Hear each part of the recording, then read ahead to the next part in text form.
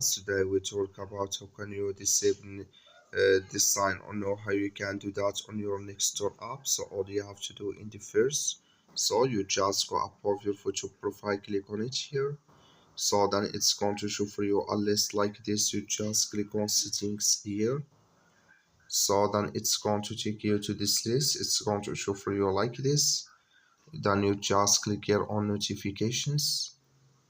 So then it's going to take you to this list. It's going to show for you here. Just switching to open with you. So then it's going to show for you like this here. Just click here on next door promotions here. Just click on it. Then it's going to show for you like this until you found here next door promotions. Can you disable it for email and for app? Then here for next door notifications. Just click on it. Like you see color is gone, that's mean here next door promotions notifications disable with us now. That's all you have to do. That's all. Thank you for watching. Don't forget to support us by liking, subscribe.